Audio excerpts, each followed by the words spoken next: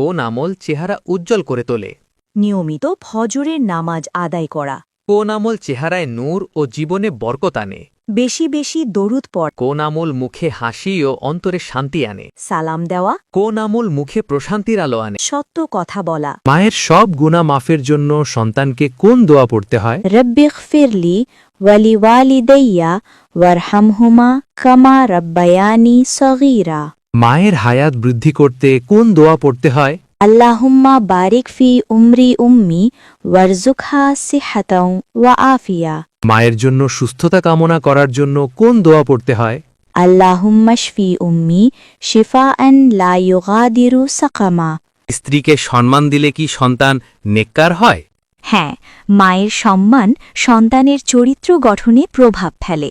স্ত্রীর চোখের পানি কি স্বামীর জন্য অমঙ্গল বয়ে আনে? হ্যাঁ, বিনা কারণে স্ত্রীকে কাঁদানো স্বামীর রিজিক ও বরকত কমিয়ে দেয়।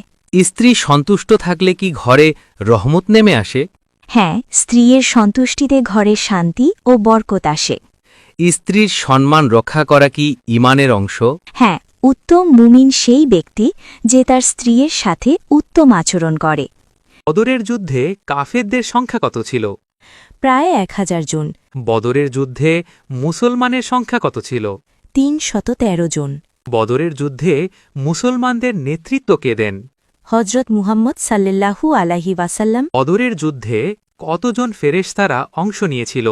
আল্লাহ 1000 জন ফেরেশতা পাঠিয়েছিলেন মুসলমানদের সাহায্য করতে।